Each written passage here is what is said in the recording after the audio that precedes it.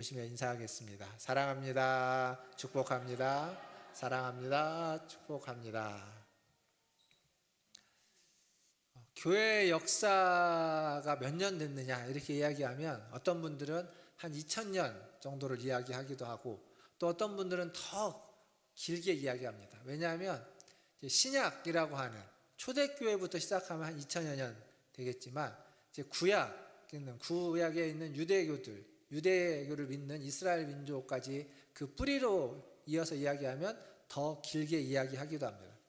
근데 2000년이든 더 길게 되었든 이 기독교 안에 여러 가지 어려운 일, 불미스러운 일들, 사회적 무리를 일으켰던 이단과 사이비와 이단들이 끊임없이 있어 왔던 것은 사실입니다. 우리나라도 가장 대표적인 이단 사이비로 1992년 10월 28일에 뭐가 있다고요? 휴거가 있다라고 했던 다미선교회가 있습니다. 기억나실지 모르겠지만 그 9월 28일 날이요. 10월 28일, 92년 10월 28일 날 밤에 방송 3사에서 생중계를 했습니다. 다미선교회 집회 장소를.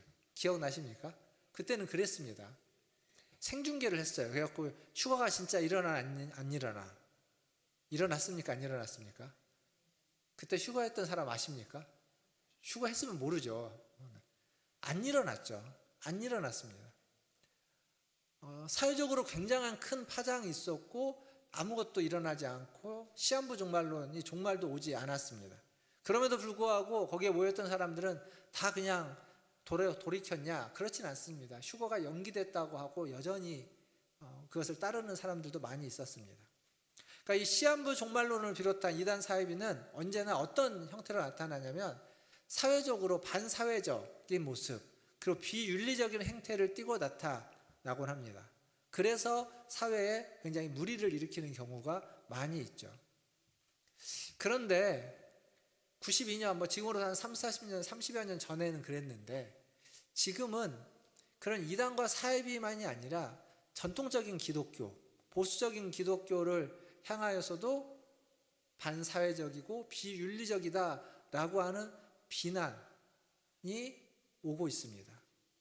이미 오래전부터 썼던 용어인데 여기서 쓰는 게 적합하지 않겠지만 그래도 들으시면 안티 크리스찬이라고 하는 안티 기독교라고 하는 사람들이 기독교를 향하여 개독교라는 말을 쓰는 건 수십 년 전부터 해왔던 이야기입니다. 그러면서 비난하고 지적하고 매도하는 거죠. 이게 분명 매도가 맞습니다. 왜냐하면 모든 기독교와 모든 교회가 다 그렇지는 않습니다. 반사회적이고 비윤리적이지는 않습니다. 모두가 다. 그럼에도 불구하고 이런 매도를 통해서 씁쓸하지만 우리가 뭔가 우리 안의 것들 좀 들킨 듯한 그런 씁쓸함을 지울 수 없는 것 또한 사실입니다. 이것을 한국교회를 무너뜨리려고 하는 외부 세력들의 어떤 공격이다 이렇게 받아들이지 않았으면 좋겠습니다. 이건 분명히 우리가 귀담아 들어야만 하는 메시지이기도 할 것 같고 또 하나는 한국교회가 지난 시간 동안 어때 왔는지를 좀 돌아볼 수 있는 한국교회가 가르쳤던 여러 가르침들 성경적이고 교리적인 가르침들에 과연 문제는 없었는지 생각해보면 사실 문제가 되게 많았습니다. 세상과 교회를 너무 구분해서 이원론이라고 하죠. 성속 이원론이라고 너무 구분해서 이야기를 했고 그것뿐만 아니라 지나치게 믿음만을 강조해서 삶은 전혀 따라오지 못하도 괜찮은 것처럼 오해하게끔 가르쳤습니다. 그 결과 어떻게 세상에서 살아야만 하는지를 많이 이야기하거나 가르치지 못했다는 것 또한 교회가 가지고 있는 한계이고 문제인 건 분명합니다. 사실 이런 주제는요, 내가 설교하기보다는 어떤 세미나나 강의나 그리고 연구 논문 같은 걸 통해서 우리가 들어야만 하는 내용들인데 오늘 제가 그래서 그 내용을 할 건 아닌데 제가 왜 이러한 문제 제기를 하냐면 문제의식을 이야기하냐면 이제 앞으로 보려고 하는 베드로서 전반부가 끝났고 이제 중반부와 후반부로 이어지는데 이 중반부와 후반부가 얘기하고자 하는 건 뭐냐면 베드로 사도가 말해주고자 하는 그겁니다. 세상 속에서 그리스도인으로 어떻게 살 것인가 라는 얘기를 하려고 합니다. 그러니까 그동안 어쩌면 우리가 못해왔던 이야기가 성경에 있는 거예요.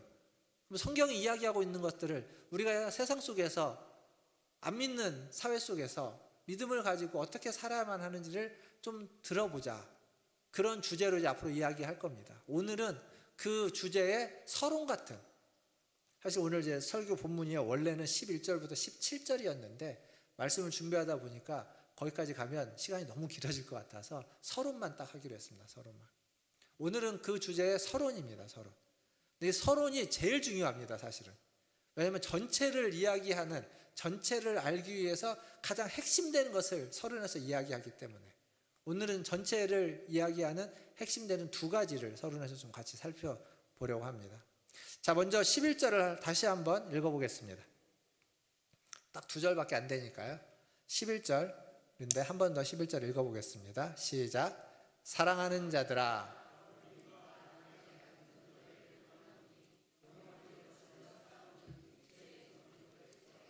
아멘. 자, 여기서 지금 베드로 사도가 편지를 받아서 읽고 있는 이들에게 뭐라고 그들을 부르냐면 사랑하는 자들아 이렇게 부릅니다. 이건 마치 뭐가 같냐면 사랑하는 짐이나 사랑하는 템이나 이렇게 애정을 담아서 자녀들을 부르는 것과 같습니다. 그러니까 지금 베드로는 애정을 담아서 그들을 부르고 있어요. 그러면서 바로 이어서 뭐라고 하냐면 사랑하는 자들아 거류민과 나그네 같은 너희를 권한다. 거류민과 나그네. 이 거류민과 나그네라는 표현이 여기만 있는 게 아니라 사실 성경 곳곳에 나옵니다. 시편에 여러 번 나오고요. 길손이라는 표현으로서도 나옵니다. 그리고 창세기에 가면 아브라함이 자기 자신을 가리켜서 나그네요 거류하는 자인 나는 이라고 하는 표현이 나옵니다. 그러니까 자기 자신을 나그네이고 거류하는 자다, 잠시 머무르는 자다라고 지칭하고 있습니다. 신약에 가보면 사도 바울이 빌립보서 3장 20절에 이렇게 얘기합니다. 우리의 시민권은 하늘에 있다 라고 하면서 우리는 이 땅에 속해 있지 않은 잠시 머물러 있는 자다라고 하는 이야기를 해주고 있습니다. 그러니까 이건 뭐 앞에서 누누이 많이 이야기했죠.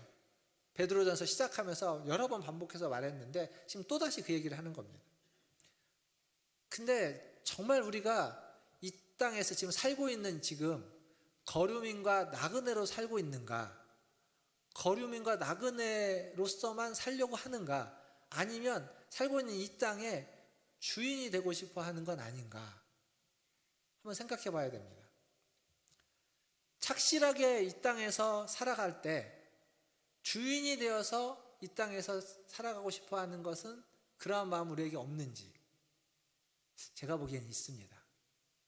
열심히 살아서 우리가 그렇게 집을 살려고 하고 땅을 살려고 하는 것도 사실 어쩌면 그거에 대한 하나의 표현이기도 합니다. 뭔가 그게 있어야만 안정감이 있는 거죠. 그게 있어야만 좀 편안합니다. 없으면 불안합니다.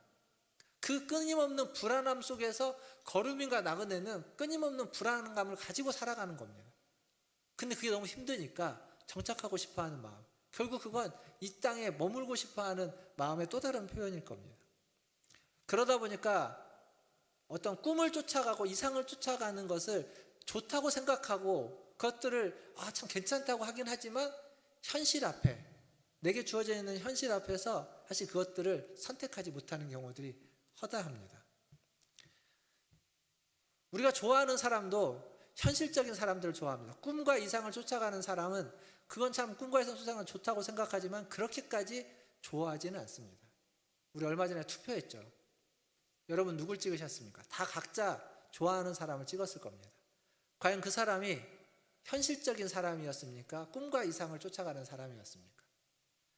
꿈과 이상을 쫓아가는 사람은 아마 세상을 더 아름답게 만들고 정말 의미 있게 만들고 좋게 만들겠다고 공약을 했을 겁니다. 근데 사실 그게 약간 붕 뜨는 공약이고 그렇게 와닿지 않는 공약일 가능성이 많습니다. 반면 현실적인 사람은 당장 나의 필요, 이거 하면 우리한테 도움이 되겠다라고 하는 사람, 누굴 찍을까요? 우리는 거의 대부분 후자를 찍을 겁니다. 현실적인 나에게 도움이 되고 유익이 되는 사람, 내가 판단했을 때 이 사람이 더 낫다라고 하는 기준은 아마 거기에 있을 겁니다. 분명 세상을 아름답게 만든다는 걸 반대하는 사람은 아무도 없지만 정작 그들을 찍지는 않습니다. 여러분 어떤 사람을 좋아하는지 한번 생각해 보십시오. 요즘 이렇게 이슈가 되는 드라마가 하나 있습니다. 교권국이라는 드라마 아십니까? 모르죠. 제가 그 드라마 제목을 잘못 얘기했으니까요. 참교육이라는 드라마죠. 참교육. 제가 드라마 얘기할 때마다 아까 1부 때도 그랬는데 우리 성도님들이 드라마를 잘 안 보시는 것 같아가지고 드라마 얘기할 때마다 이게 뭔가 하고 저를 쳐다보셔서 좀 난감한데, 이게 이제 간단히 얘기하면 그 교육부에서 교권국, 교권보호국이라는 그걸 부서를 만들어서 그 사람들로서 이제 교육 현장에 있는 문제들을 약간 액션을 가미해서 풀어가는, 해결해가는 겁니다. 액션이 가미되니까 문제만 보면 너무 답답한데 그 문제를 아주 속 시원하게 해결해 줍니다. 그래서 아주 카타르시스를 느끼는 시원한 드라마인데 재밌습니다. 볼만합니다. 물론 이제 그 문제가 나오는 장면에서는 되게 답답하기도 합니다. 그냥 빨리 지나가고 싶은 마음도 드는데, 근데 이제 문제는 그 드라마의 주인공들이 굉장히 멋져 보입니다. 그래서 어떤 또 분은 이제 현실에서 이런 부서를 만들어야 되지 않느냐 뭐 이런 얘기도 하긴 하는데, 근데 정말 현실에서 그런 부서가 있고 그런 사람들이 있으면 어떨까요? 멋질까요? 안 멋질까요? 이게 이제 현실은 드라마랑 다르지 않습니까?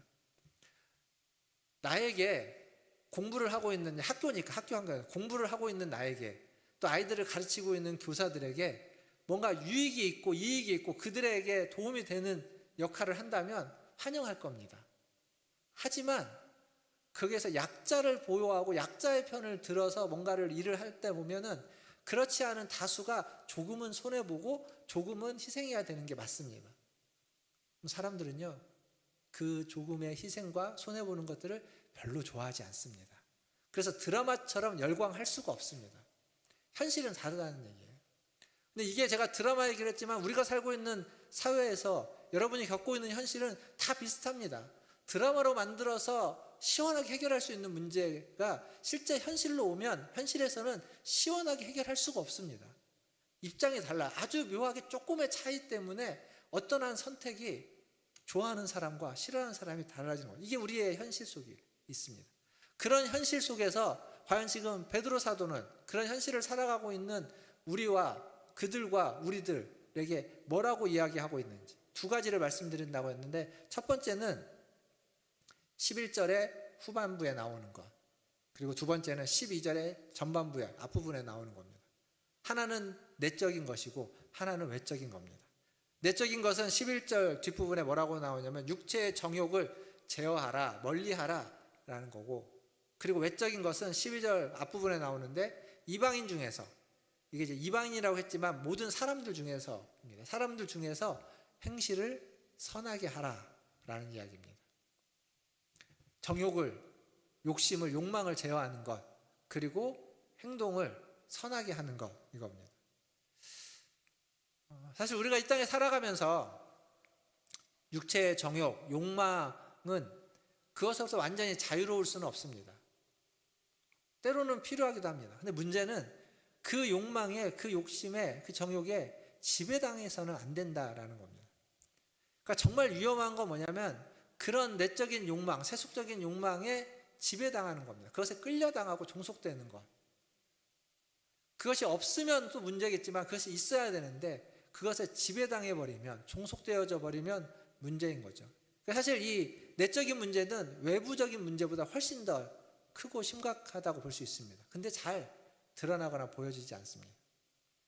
사람들은요, 흔히 어떤 문제가 생기면 외적인 문제들 이야기하면 어쩔 수 없었다고, 이러이러해서 상황이 그랬고 이러이러하다고, 틀린 얘기가 아니지만 그러나 사실은 그 외적인 문제보다 그것을 받아들이고 그것에 반응했던 나의 내면적인 문제가 더 큰 문제였는데도 불구하고 그건 슬그머니 뒤로 밀어놓고 외적인 것에 핑계를 대는 모습이 인간적인 모습들입니다. 인간의 모습들입니다. 재난과 고난, 그러니까 예를 들어 보면 어떤 재난과 고난이 있을 때 어떤 사람들은 그 재난 때문에, 그 어려움 때문에 넘어지고 좌절합니다. 쓰러지고 넘어지는 거예요. 하지만 어떤 사람은 그 고난과 어려움을 붙잡고 다시 일어서고 더 성숙해져 가고 성공하는 사람들도 있다는 겁니다. 똑같은 것에 전혀 다른 반응이 나타날 수 있는 거예요. 재난과 고난뿐만 아니라 가정의 형편들, 직장에서의 상황들, 하는 사업의 문제들, 우리가 겪고 있는 많은 것들을 다 마찬가지입니다.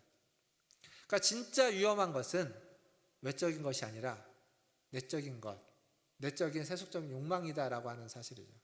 그래서 오늘 말씀 베드로는 뭐라고 말하냐면 육체의 정욕, 육체의 욕망을 제어해라. 다른 번역에는 멀리하라 라고 이야기하고 있습니다. 그럼 어떻게 제어하고 어떻게 멀리할 수 있을까? 제가 전에 그런 말씀을 드린 적이 있는데 그 성찰, 자아를 성찰해야 된다. 그게 우리에게 필요하다. 그런 말씀을 드린 적이 있는데 오늘도 마찬가지입니다. 우리의 욕망을, 세속적인 욕망을 제어하고 멀리하기 위해서는 우리의 내면을 끊임없이 성찰해야만 합니다. 성찰이 없으면 그냥 당연하게 받아들이게 되고 그러다 보면 그것에 끌려가게 된다는 거죠. 사랑하는 성도 여러분, 여러분 자신의 속사람, 내면을 좀 잘 살펴보시고 들어봐 주십시오. 속사람은요, 언제나 겉에 보이는 외적인 것보다, 겉사람보다 더 아프고 더 약합니다. 더 지쳐있고 더 힘들어할 겁니다. 그래서 그 속사람을 잘 살펴서 그 내면을 잘 살피지 않으면 우리는 끊임없이 가면을 쓰고 살고 있는 거예요. 자기도 모르는 사이에. 아마 주일에 교회 오실 때 그냥 오시는 분은 거의 없을 겁니다. 아침에 일어나서 깨끗이 씻고 화장도 좀 하시고 그리고 옷도 잘 입으시고 그렇게 오시는 거죠. 근데 우리의 겉은 그렇게 우리가 준비해서 오는데 우리의 속은 어떤 준비를 하고 어떤 모습으로 오고 있는지 분명 속은 힘들 겁니다.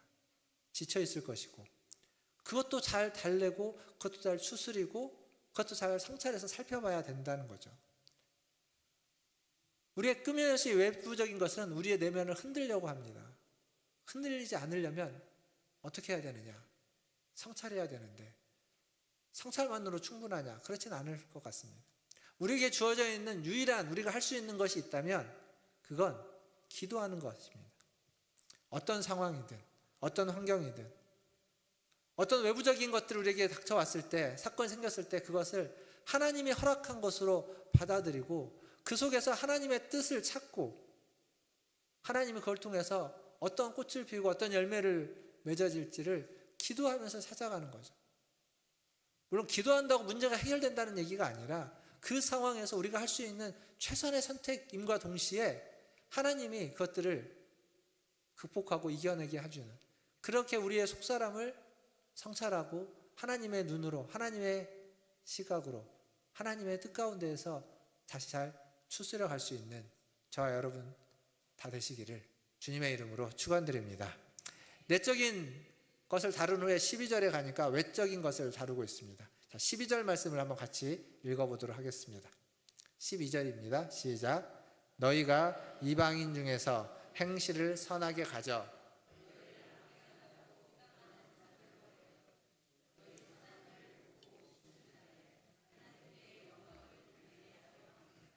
아멘. 자, 여기 보니까 이방인 중에서 행실을 선하게 하라라는 거죠. 앞에서 말씀드렸지만 이방인들만을 이야기하는 것이 아니라 모든 불신자, 모든 세상에 있는 사람들 이렇게 표현하면 좋겠습니다. 모든 사람들 가운데에서 선한 행실을 해라. 즉 윤리적 삶을 살아라. 우리가 윤리적이라고 하면 교회에서 신앙적이지 못한 것 같은 뉘앙스로 말씀하셨던 분들이 많이 계십니다. 저도 예전에 그렇게 들었던 기억이 있습니다. 저도 신앙생활 하면서 10대, 20대 때 어떤 분들은 교회에서 믿음은 윤리적인 게 아니다 라고 해서 윤리적인 것이 마치 신앙적이지 않은 것처럼 신앙적인 건 비윤리적이어도 되는 것처럼 이야기하는 분들이 예전에 종종 계셨는데 지금은 거의 그런 분들이 없습니다. 근데 윤리적인 건요 신앙과 연결되어져 있습니다. 분명히. 어쨌거나 윤리적인 삶을 살라고 이야기하는 거예요. 그러니까 우리의 신앙생활이라는 것, 하나님을 믿는 것은 하나님을 믿지 않는 사람들이 살고 있는, 믿지 않는 사람들과 함께 살고 있는 세상 속에서 윤리적인 삶으로 선한 행실로 구체적으로 나타나야 한다는 거죠. 얼마 전에 저희 직분자 투표를 했습니다. 예전에 제가 어떤 교회에 그 직분자 관련된 서류를 보다 보니까 무슨 서류가 있었냐면 이제 이게 그 후보자로 신청을 할 때 제출하는 서류인지 피택이 되고 난 다음에 제출하는 서류인지는 그것까지는 잘 모르는데 서류 중에 그 추천서라는 게 있습니다. 추천서가 두 종류인데 가족 중에 한 사람에게 추천서를 받아야 되고 그 다음에 또 하나 추천서가 뭐냐면 믿지 않는 사람에게 받는 추천서가 있습니다. 그러니까 동네 이웃 주민들 중에 교회 안 다니는 사람에게 추천서를 받거나 직장 동료들 중에 교회 안 다니는 사람에게 추천서를 받아야 됩니다. 그게 무슨 얘기냐면 교회 안 다니는 사람, 가족들에게도 인정을 받아서 직분자로서 추천을 받아야 되지만 교회 안 다니는 사람이 보기에 교회의 직분자, 어떤 지위를 맡는다는 것이 자기가 이 사람이면 그럴 만한 사람이다. 충분히 그만큼 믿고 신뢰할 만하고 착한 선한 사람이다라고 인정을 받아야만 되는 겁니다. 이게 지금 베드로가 이야기하고자 하는 겁니다. 문제는 근데 오늘 성경을 보니까 문제는 뭐냐면 믿지 않는 사람들이 다시 한번 아까 12절을 한번 보십시오. 뭐라고 얘기하냐면 너희를 악행을 한다고 비방하는 자들이 있다는 거죠. 그러니까 지금 믿지 않는 이 시대에 그 믿지 않는 사람들이 믿고 있는 그리스도인들을 향해서 뭐라고 말하냐면 악행을 하고 있다고 비방하고 있다는 겁니다. 도대체 무슨 악행을 하고 있느냐? 초대교회 성도들은요 크게 세 가지의 오해와 비난을 받았습니다. 그 중에 하나는 뭐냐면 우리가 이제 직분이 있으니까 서로 부를 때 집사님, 권사님, 장로님 이렇게 부르는데 가끔 이제 성도님 이렇게 부르는 경우도 있고 그 모든 것들을 다 뛰어넘어서 부르는 게 있죠. 형제님, 자매님, 장로님이든 권사님이든 집사님이든 심지어는 목사도 마찬가지 형제님, 자매님 이렇게 부를 수 있습니다. 그러니까 초대교회도 그렇게 불렀습니다. 그렇게 부르니까 이 로마 사람들이 보기에 형제자매라고 부르는 건 가족 간에 부르는 건데 다 큰 사람들끼리 형제자매로 부르고 있으니까 이게 이들이 다 근친상간을 통해 가지고 한 가족이었나 보다. 그래서 폐륜적인 집단으로 오해하고 혹은 매도하고 이야기했습니다. 판단되고 있어요. 그리고 또 하나는 성찬식이라는 걸 하죠. 성찬식. 무엇을 먹고 마십니까? 예수님의 몸과 피를 먹고 마십니다. 안 믿는 사람에게 봤을 때 그건 뭡니까? 사람의 몸과 피를 마시는 거예요. 식인종이죠, 식인종. 그러니까 그런 오해를 사고 있었어요. 근데 이것보다 더 큰 오해는 뭐냐면 무신론자라는 오해를 받았습니다. 무신론자. 말이 안 되죠. 하나님을 믿는데 왜 무신론자라는 오해를 받았는가? 그러니까 그 시대는요 지금하고 완전히 다르게 다신론 사회였습니다. 그 얘기는 뭐냐면 모든 곳에 어떤 지역마다 신이 있고 어떤 역할마다 어떤 장소에 어떤 하는 일마다 다 신들이 하는 일들이었습니다. 그러니까 수많은 신들의 사회예요. 근데 기독교회는 뭐냐면 그 모든 신들은 다 가짜고 오직 한 분 하나님만이 진짜 신이다라고 하면서 그 모든 신들을 다 부인해 버립니다. 그러니까 로마 문화 속에 로마 사회에서 봤을 때는 자신들이 믿고 있는 그 수많은 신들을 다 안 믿는 거예요. 무시해 버리는 겁니다. 그리고 그냥 이해도 안 되는 조그만한 사람들끼리 모여가지고 신 하나만을 믿는다고 하니까 쟤네들은 신을 믿지 않는 자들이다. 근데 이게 그냥 지금 사회에서는 뭐 믿어도 되고 안 믿어도 종교와 삶이 이렇게 연결되어 있지 않으니까 상관없는데 그 시대에는 연결되어져 있기 때문에 신을 안 믿는다는 건 사회적으로 문제가 되는 일입니다. 그래서 그 로마 사회의 질서를 따르지 않는 일인 거예요. 그러니까 사회가 돌아가고 사회의 질서를 유지해 가는데 질서를 깨는 사람들인 겁니다. 질서를 망가뜨리는 사람들. 질서되지 않게 질서를 무너뜨리는 사람들. 그래서 악행을 행하는 자다. 악을 행하는 자다. 질서를 깨는 자들이라는 그러한 평가를 받고 있었다는 겁니다. 비방입니다. 헛소문입니다. 그러나 그것들을 받고 있는 그들이에요. 그러니까 사실 그리스도인으로 살아간다는 건 어쩌면 세상 속에서 이러한 오해와 비난과 비방을 받으면서 살아갈 수밖에 없습니다. 그러면 어떻게 해야 될까요? 그런 오해, 그런 비난, 그러한 비방을 향하여서 지금 베드로가 이야기하는 것은 누구보다도 더 진실되게 그리고 거룩하고 선하게 비방하는 그들을 향하여서 그들이 있는 그곳에서 선한 행실을 가장 윤리적인 삶을 살아라 라고 지금 요구해야 되는 겁니다. 요구하고 있는 겁니다. 그러니까 신앙이라는 건요 교회를 얼마나 열심히 오래 다녔느냐, 기도를 얼마나 오랫동안 열심히 할 수 있느냐라고 하는 것의 문제가 아니라 지금 여기서 말하고 있는 핵심은 삶의 자리에서, 일터에서, 사람들과 관계 속에서, 가정이든 직장이든 학생이라면 학교에서, 사회에서 어떻게 하나님의 뜻을 알고 따르고 그 하나님의 뜻에 맞게 선한, 윤리적인, 착한 행실을 할 것이냐, 이게 신앙생활의 중요한 요체라는 겁니다. 구체적으로 어떤 영역마다 구체적으로 어떻게 해야만 하는지 이제 앞으로 베드로전서 뒷부분에서 이제 얘기할 겁니다. 구체적인 영역에서 어떤 식으로 해야만 하는지. 근데 그것도 제가 미리 이제 얘기 드리면 그것도 어쩌면 굉장히 원론적인 얘기에 가까울 수 있습니다. 여러분이 살고 있는, 여러분이 겪고 있는 아주 구체적인 삶의 문제들은 성경에 다 이야기할 수는 없어요. 그러나 이 원리를 잘 받아들이면 그 원리에 입각해서 얼마든지 어떻게 하는 것이 하나님이 원하시는 것인지를 다 찾아갈 수 있습니다. 다시 돌아오면 베드로는 우리에게 이 세상에 동화되지도 말아야 되지만 이 세상으로부터 도망쳐서도 안 된다는 겁니다. 세상 속에서 하나님의 백성으로서 거류민과 나그네 있지만 분명히 거기서 영향을 끼치는, 선을 행함으로 영향을 끼치도록 권면하고 있다는 겁니다.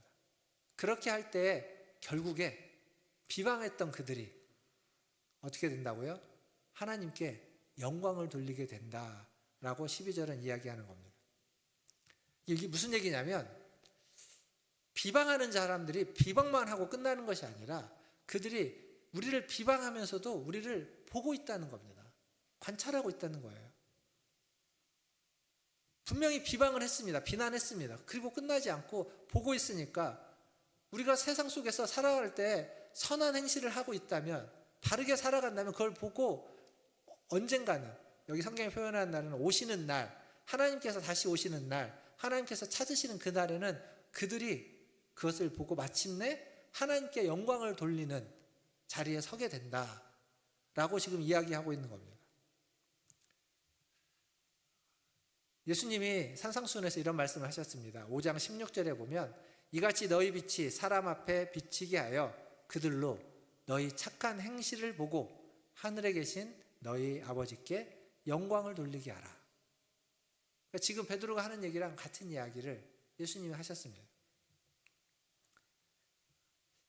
근데 이제 제가 이 말씀을 준비하면서 여기까지 너무 좋은데 우리가 지금 살아가고 있는 이 현실은 이것보다 더 안 좋은 것 같다라는 생각이 들었습니다.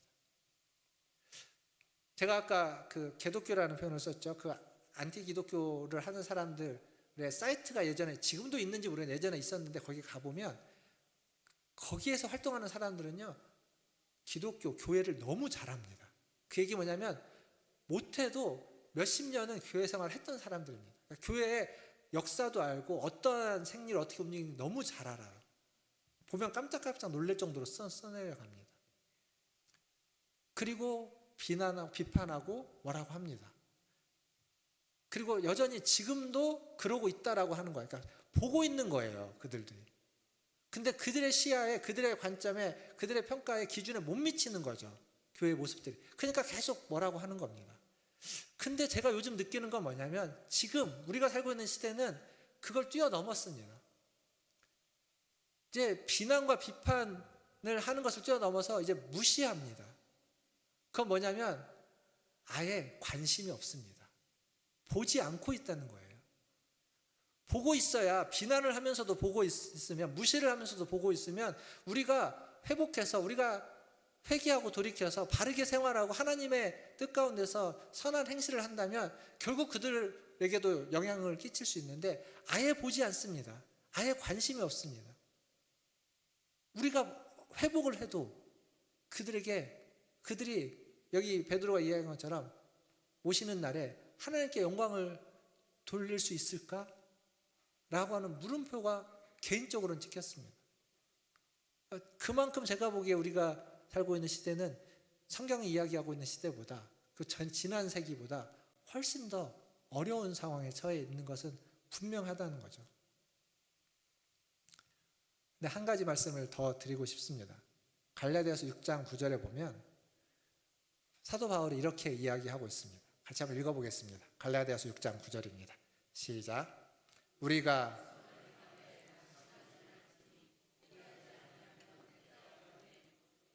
아멘. 저겁니다. 제가 앞에서 말했던 현실은 낙심하고 해봤자 안 돼 라고 포기할 만한 현실이 맞습니다. 하지만 성경은 포기하지 말고 낙심하지 말고 선을 행하라고 하는 겁니다. 언제까지? 때가 이를 때까지. 그러니까 우리가 이 땅에 임시로 거주하고 있는데, 임시로 거주하고 있는 한 우리의 눈에는 아무것도 열매가 안 비칠지 모르겠지만, 그럼에도 불구하고 포기하지 말고 낙심하지 말고 선을 행하라. 그러면 당장에는 인정이나 칭찬을 못 받을지도 모르고 하나님께 영광을 돌리는 사람들의 눈에 안 보일지도 모릅니다. 그러나 마침내 언젠가는 반드시 하나님이 이루어주실 거다 라고 하는 믿음으로 선을 행해야 된다라는 겁니다. 말씀을 맺겠습니다. 베드로가 쓴 편지, 2000년 전에 쓰여진 편지입니다. 지금으로는 시간의 공백, 그리고 장소도 다르죠. 문화도 다른 것들이 차이가 있습니다, 분명히.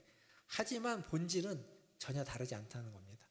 내적인 성찰을 요구하는 것들, 외적인 선한 행실을 요구하는 것들은 그때나 지금이나 그곳이나 여기나 동일하다라는 거죠.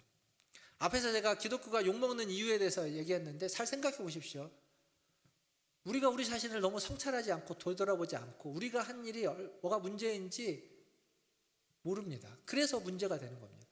그리고 윤리적으로 나타난 윤리적인 삶을 살지 못하는 타락한 모습들, 그런 것들이 있어서 문제라는 거죠. 여전히 그러고 있다면 여전히 문제일 겁니다. 그러나 그것을 우리가 돌이킨다면, 윤리적인 문제, 비윤리적인 것에서 돌이켜서 윤리적인 삶을 살아가고, 그리고 하나님이 원하시는 그 뜻을 추구해 가고, 악행을 행한다는 소문이 있지만 그리스도인들을 봤을 때 전혀 다른 선한 행위를 하고 있다는 것을 끊임없이 낙심하지 않고 계속 보여주고 있다면 마침내 그들이 돌이킬 겁니다. 물론 우리가 그렇게 회복됐다고 해서 당장 그들이 막 개과천선하는 건 아닐지 모릅니다. 그럼에도 불구하고 갈라디아서 6장 9절, 선을 행함으로 낙심하거나 포기하지 말라고 하는 말씀을 기억하십시오. 상황은 참담하지만, 어렵지만 그 상황 속에서도 하나님은 한 사람, 한 영혼을 건져내시는 그 일을 쉬지 않을 거라는 걸 믿습니다. 그리고 하나님의 역사가 멈춰지지 않고 이어질 거라는 것 또한 믿습니다. 우리는 거루민과 나그네로 잠시 왔다 가는 사람으로 부름받았습니다. 하나님의 크신 역사들 가운데 잠시 있는 순간, 그 잠시 있는 시간 동안 하나님의 크신 역사의 한 부분을 감당해내면 충분하다는 겁니다. 자신을 돌아보면서, 내면을 성찰하면서, 그리고 하나님의 말씀을 따라 선한 행실을 해나가는 그 일에 더욱 힘쓰시는 저와 여러분 다 되시기를, 그렇게 하나님께 영광 돌리는 삶을 사시는 우리 모두가 되기를 주님의 이름으로 축원드립니다. 기도하겠습니다.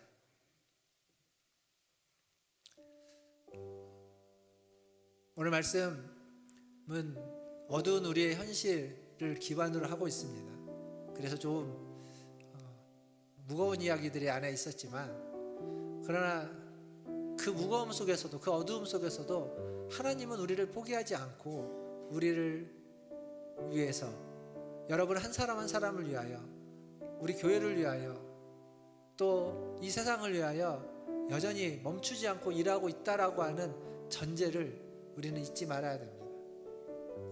오늘 기도하실 때 하나님, 내 안에 부패함과 타락함을 회개하며 우리 자신을 돌아보면서 끊임없이 하나님이 원하시는 자로 하나님 회복되어지고 세워지고 성장케 하여 주옵소서. 더 나아가서 하나님, 그것이 밖으로 사랑으로, 섬김으로, 선한 행실로, 착한 행실로, 윤리적인 삶으로 드러내서 언젠가는 하나님 오시는 그날 모든 사람들이 하나님께 영광을 돌릴 수 있는 그러한 깨달음을 얻는 지점에 다다르는데 조금이나마 일조할 수 있는, 그 디딤돌 하나를 만들 수 있는 그러한 우리의 삶이 되게 하여, 나의 삶이 되게 하여 주시옵소서라고 우리 같이 한 목소리로 기도하며 나아가겠습니다. 기도하겠습니다. 하나님, 오늘도 하나님 앞에 나와서